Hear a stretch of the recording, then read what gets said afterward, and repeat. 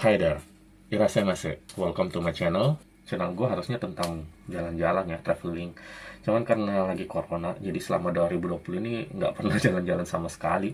Stuck di sini. Dan kayaknya bakalan gini terus sampai akhir tahun, mungkin sampai 2021. Jadi ya udahlah, pasrah. Hicks. Hanya kali ini gue mau coba jalan-jalan virtual aja deh. Jadi sebelumnya gue udah nge-save tuh destinasi-destinasi yang mau gue kunjungin di Google Map.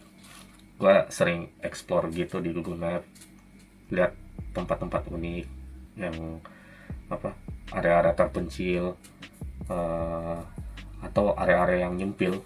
Gue save tuh di Google Map. Rata-rata tuh yang ke save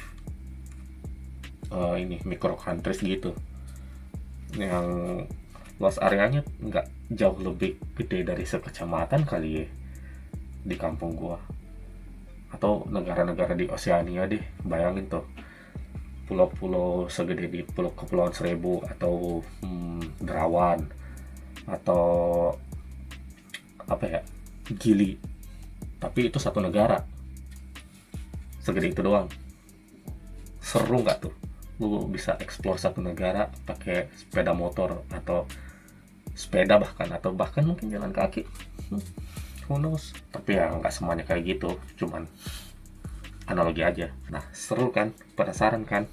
Lihat aja nih, kalau di zoom out kayak gini nggak kelihatan ada daratan, kayak laut semua gitu. Udah mereka rata-rata kecil dikelilingin air, dan boleh dibilang sedikit terisolasi sih dari dunia luar. Karena itu buat gua, area-area seperti ini tuh sangat membuat gua penasaran.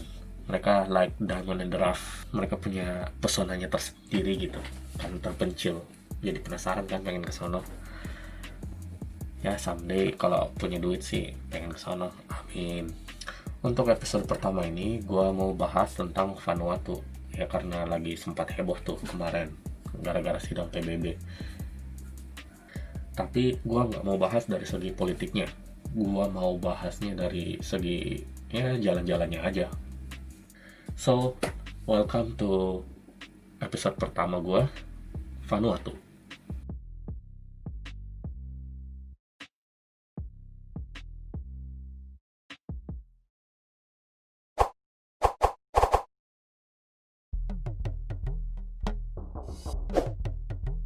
Berikut general knowledge tentang Vanuatu. Republic of Vanuatu atau French-nya Republique de Vanuatu atau bahasa Islamanya Republik Blong Vanuatu. Pertama, nama Vanuatu terdiri atas Vanua artinya tanah atau rumah, dan tu berarti stand atau berdiri, bukan stand yang itu ya.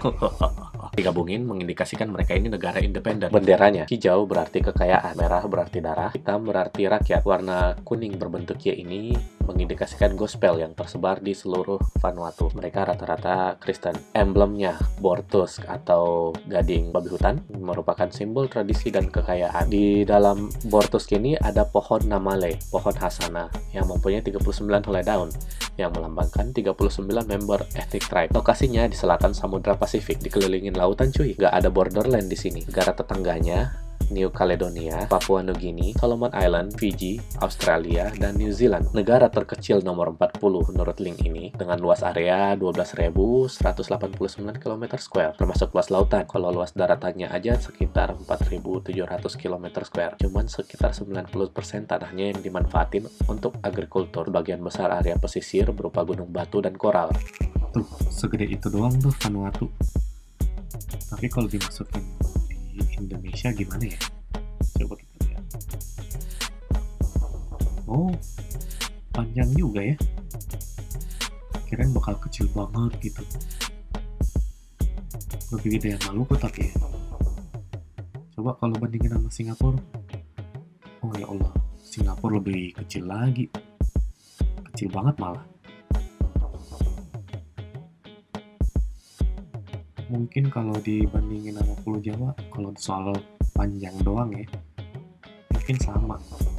Tapi luas daratannya beda. Terdiri dari 83 pulau-pulau kecil, 65 diantaranya nggak berpenghuni. Cuman ada 14 pulau dengan luas di atas 100 km². Espirito Santo, Malakula, Evate, Romango, Ambrym, Tanah, Pentecost, Sepi, Ambae atau Auba, Gawa, Vanualava, Maewo, Malo, Anetium atau Anatop dibagi menjadi 6 provinsi semenjak 1994: Malampa, Panama, Panma, Sheva, Tavea, dan Torba. Ibu kotanya sekaligus kota terbesar adalah Port Vila di Pulau Evate. Luganville di Espiritu Santo menjadi kota terbesar kedua. Sejarahnya 1100 BC sampai 700 BC. Lapita Culture 1606, orang Portugis Fernandes de Queiroz datang dan mendarat di Goa dan Espiritu Santo. 1768 France, 1774 UK. Punya gua nih, lokal Melanesian, lupakan saja diriku. Tahun 1945, gua mau merdeka, dan akhirnya merdeka di tahun 1980. Ini mereka menjadi anggota PBB, anggota Persemakmuran Inggris, dan Forum Kepulauan Pasifik. Mata uangnya Fatu. Satu fatu kurang lebih rata-ratanya 130 rupiah atau kalau dalam US 0,0089 US dollar. Penduduknya dominan Melanesia. Bahasa Bislama 95% serapan dari Inggris dan Prancis. Meski ada kurang lebih 100 bahasa lokal, tapi overallnya bahasa mereka tuh part dari Austronesian family. Menurut Happy Planet Index, penduduknya terhappy keempat sedunia.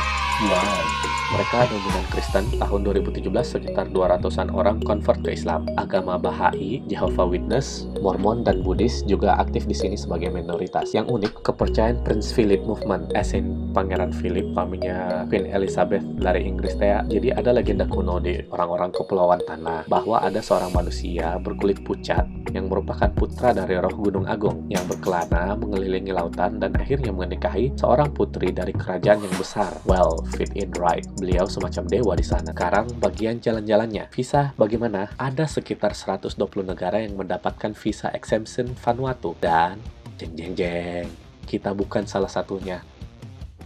What? Berdasarkan Henley Passport Index, Vanuatu ranking 40 dengan 130 visa free access. Meanwhile, Indonesia ranking 71 dengan 71 visa free. oh ya Allah. Di Indo, Vanuatu belum punya embassy maupun konsulat. Gua nyari-nyari nih cara apply visanya. Nggak ada cara langsung cuy. Kudu ke Aussie dulu, atau ke Papua Nugini, atau ke New Zealand. Dan paling gampangnya kudu punya residensi dulu di Australia. Ribet ya. Kalau pakai agen, segini. Cuma perlu waktu 2 hari untuk mendapatkan visa. Single entry up to 180 hari. Biayanya... Kok mahalan ininya ya, pajaknya ya? Gile, total sekitar 2 jutaan. Wait. Terus gimana kalau nggak punya visa Aussie? Bentar, gue cari-cari dulu ya. A few moments later. Nah, ini dapat. Visa turis Vanuatu untuk 30 hari. Jadi syarat-syaratnya, paspor yang masih berlaku lebih dari 6 bulan, kopi biodata paspor dan isi paspor yang tersertifikasi, download dan isi form ini pakai bahasa Inggris atau Prancis atau Bislama. Selain dari itu, pakai translasi dari Certified Translator. Pas foto, bayar 3.600 Vatu atau sekitar 470.000 rupiah. Return ticket, rekening koran dengan nilai 40.000 Vanuatu per bulan, sekitar 5,2 juta, atau menunjukkan bukti kalau punya keluarga atau teman di Vanuatu, dan bukti bakal ninggalin Vanuatu dalam 30 hari, misal surat keterangan kerja, invitation letter, dan dokumen lain. Semacam kayak ke Eropa aja nih. Ribetnya sama. Tapi jangan sedih cuy, kalian bisa apply jadi Vanuatu citizen. Semenjak tahun 2017, pemerintah Vanuatu menjual status kewarganegaraan dengan syarat tertentu pastinya. Intinya untuk menggenjot perekonomian mereka. Kalau udah dapat, status kalian menjadi Ni Vanuatu alias penduduk Vanuatu seumur hidup dan dapat diwariskan. Mantap. Hanya dengan mengisi formulir, memenuhi kelengkapan seperti paspor, foto, dan bayar duit sekecil 135.700 US dollar. Atau kurang lebih, berapa nih? Banyak amat titiknya. Oh, 2M doang. Satu apartemen mewah lah. Serta lu nunjukin punya rekening segede 250.000 US dollar. Mudah kan? Cara ke sana, Vanuatu cuma punya satu international airport, yaitu Bowerfield International Airport di Port Vila. Di bandara ini cuma ada 6 airlines yang beroperasi. Air Kalin, milik New Caledonia, jurusan Nomea, New Caledonia. Air Nugini, milik tetangga kita Papua Nugini, jurusan Honiara di Solomon Island dan Port Moresby. Fiji Airways, destinasi Honiara dan Nadi di Fiji, yang merupakan main hub untuk South Pacific, serta Auckland di New Zealand. Solomon Airways, destinasi Honiara dan Nadi. Virgin Australia dan Qantas, destinasi Brisbane, direct flight, dan Melbourne serta Sydney, indirect flight. Air Vanuatu. Kalau lihat kayak gini ketahuan ya, Negara ini chase-nya masih apa aja? Normalnya ada 3 direct flight per minggu dari Melbourne atau Auckland, New Zealand. Kalau dari destinasi yang lain, gue belum riset. Sayangnya sekarang lagi pandemi, jadi jarang penerbangan komersil yang ke sana. Susah nih nyari harga normalnya. Kalau harga pas pandeminya segini. Nanti kalau kondisi udah normal, gue update deh di blog gue. Link in the description below. Gue baca-baca dari blog-blog orang, begitu sampai di bandara, immigration check mah cepet, sekitar 10 menitan. Keluar bandara, nggak ada public transport, jadi kudu naik taksi. Sebenarnya cuma 5 kiloan doang sih dari bandara ke downtown Port Vila. Kapan terbaik ke sana? Vanuatu memiliki iklim tropis. Suhunya dari 22 derajat Celcius di musim hujan sampai 28 derajat Celcius di musim panas. Musim hujannya panjang, antara Desember sampai April. Jadi kalau mau ke sana di luar bulan-bulan ini ya, atau ke sana pas akhir musim hujan, biar lo doang satu-satunya turis di sana.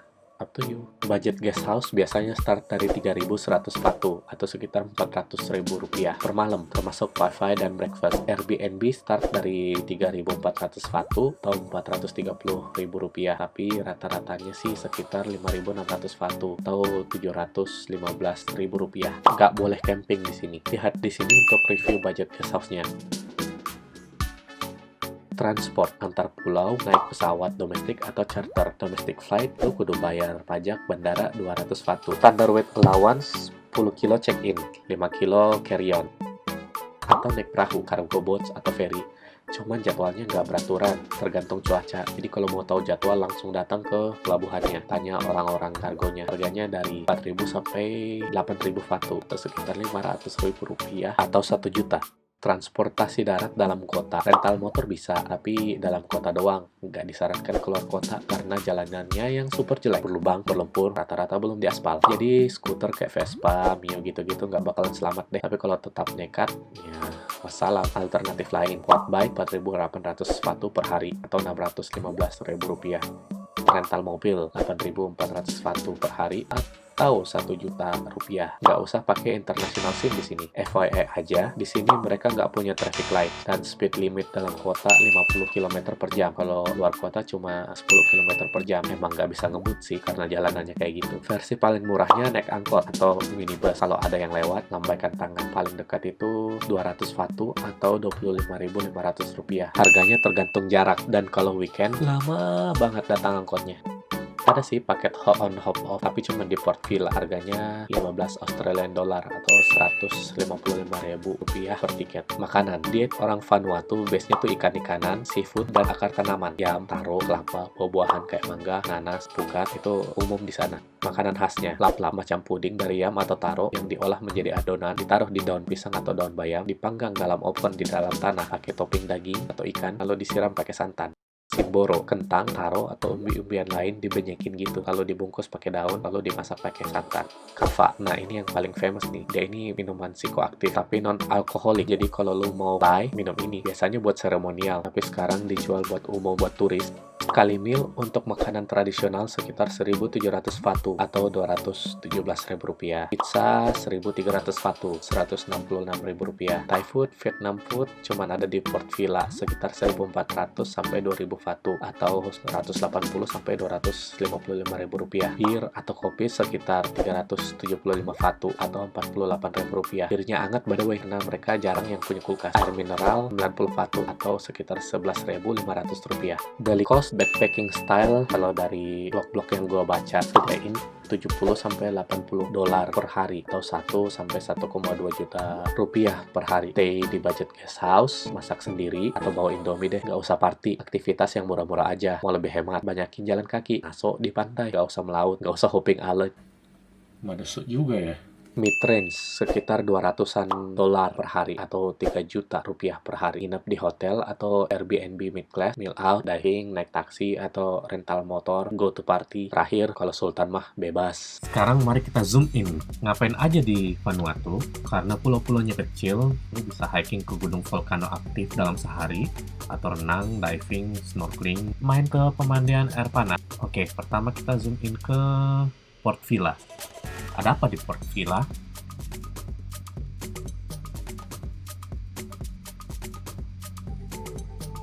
Coba kita lihat. Ada yang lebih. Oh, oke. Zoom. Loading. Oke. Oh, not bad, not bad. Kayak Pantai Losari. Ada apa di ujung sana?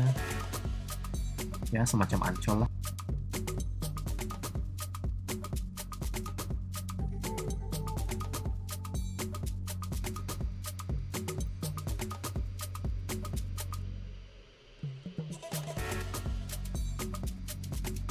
Oke, lanjut. Ada apa lagi ya? Coba lihat. Ajak-ajak remang-remang. Next. Coba kita lihat yang area sini. Kira-kira apa yang bisa dilihat?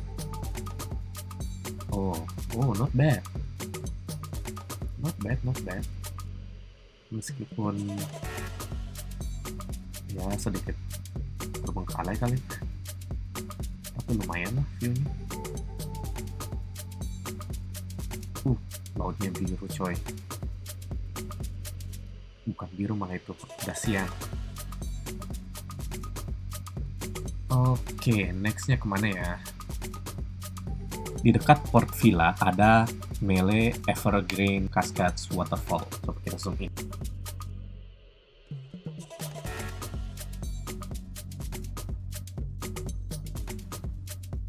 Waterfallnya kayak gini sih.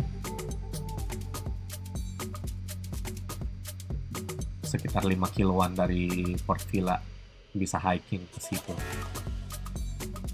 Dan jalannya kayaknya emang jalanan hiking ya.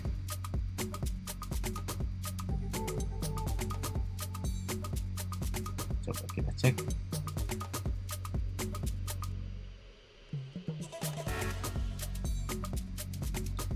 Ya, nothing too special lah. Coba lihat foto-fotonya.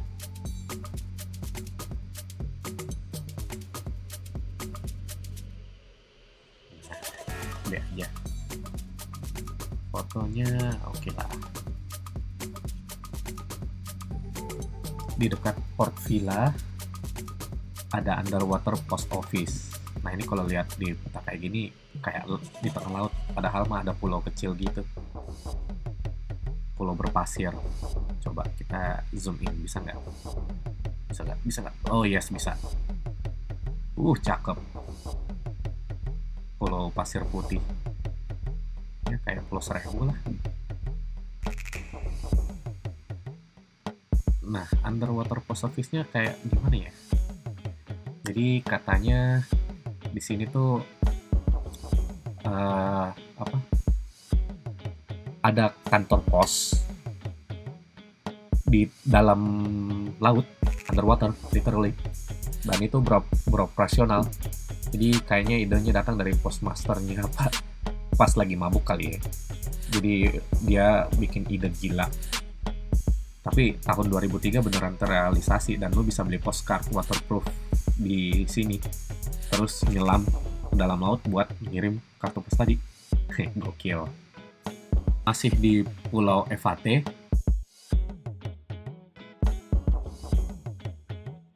Kita ke Nasinu Hot Spring. Aduh, nggak bisa zoom in. Ya, nggak bisa zoom in. Ya, foto-fotonya aja. Hot Springnya ya kayak bayangan gue kayak onsen di Jepang, ternyata gini doang. Be aja.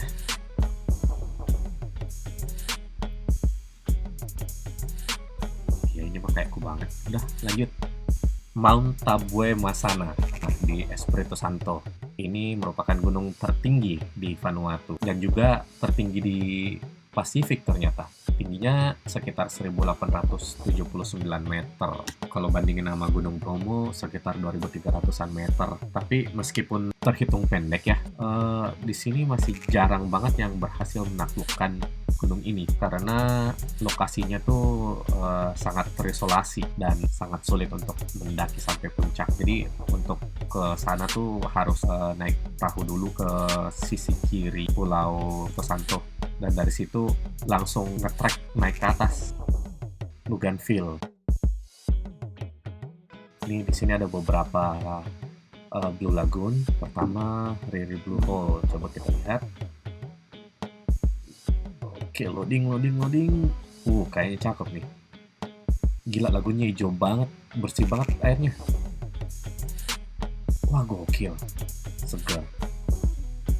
Pengen langsung lompat nggak sih? Cakep gila. Yang tadi Riri Blue Hole, sekarang Nanda Blue Hole. Kalau lihat dari gambarnya mah kayaknya biru banget juga nih. Coba kita zoom in.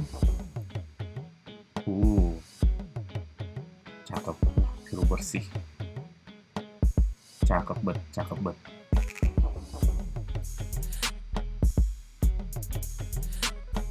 Nextnya ada apa nih? Coba kita lihat lagi. Harusnya ada satu lagi kalau nggak salah. Ya, Matefulu. Sayang kita nggak bisa zoom in. Ya, nggak apa-apa lah. Di Vanuatu ini yang terkenal adalah Cannibal Tribe-nya. Ada di Pulau Malekula dekat Pulau Ambrim. Ada satu pulau kecil di sini sedikit terisolasi. Aduh, kita nggak bisa zoom. Ini ada secret tribe di situ. Tapi ada tempat lain juga yang lebih terkenal. Ini nih, Amelbati Cannibal Site. Ya, nggak bisa zoom in dan nggak ada fotonya juga. Tapi tenang, sekarang tuh orang-orangnya udah gak ada yang kanibal. Terakhir itu sekitar 40-50 tahun yang lalu mereka masih mempraktekkan kanibalisme, tapi sekarang udah enggak. Sekarang kita coba ke Pulau Pentecost. Nah, di sini ada atraksi yang menarik nih. Coba gue cari dulu, ada nggak? Nangguland Diving. Aduh, nggak ada. Ya udah, gue ceritain aja. Jadi di pulau ini tuh ada atraksi. Jadi kalau semacam seremonial untuk coming of age, maksudnya bagi mereka yang udah dianggap beranjak dewasa, buat cowok-cowoknya bakalan lompat dari tower kayu setinggi 35 meter. Cuman diikat sama akar pohon kering di kakinya. Lompat cuy, kayak bungee jumping tapi pakai akar. Goalnya adalah hit the ground dan gak mati. Gokil gak tuh? Kalau mau ke sana, entry fee-nya sekitar 10.000 Vatu. Setiap hari Sabtu antara bulan April sampai Juni. Next kita ke Ambrim, Pulau Ambrim. Nah, di sini ada aktif volcano juga nih. Jadi bisa hiking ke atas. Bisa zoom in tuh. Oke, asik. Apa ini? Gokil. Itu lavanya tuh. Lo bisa turun sampai sedekat itu. Wow. Keren.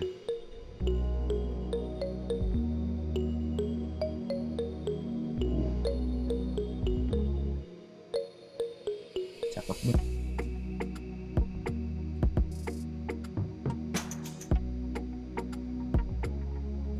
Jadi kangen jalan-jalan gak sih? Traveling. Sayangnya lagi pandemi, jadi nahan diri dulu lah.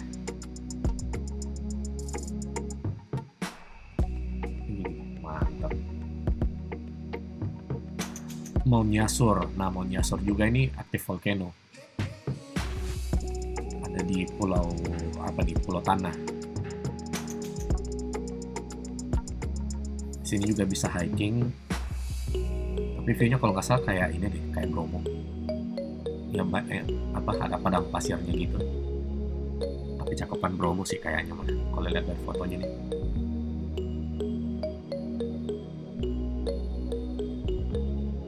Di sini juga harusnya bisa ini ya, ngelihat lava aktif.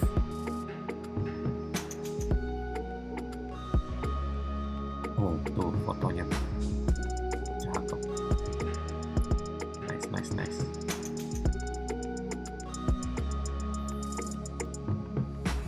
Oke. Nextnya Catatan penting lainnya, travel adapters tipe I230V supply voltage dan 50 Hz. Crime rate di Vanuatu is low, tapi tetap perlu jaga-jaga. Vanuatu ini termasuk negara yang paling berbahaya di dunia karena mereka sering dilanda bencana alam. Mereka sering kena siklon dan mereka mempunyai beberapa gunung berapi yang aktif. Mereka satu dari 9 negara di dunia yang terancam punah karena pemanasan global.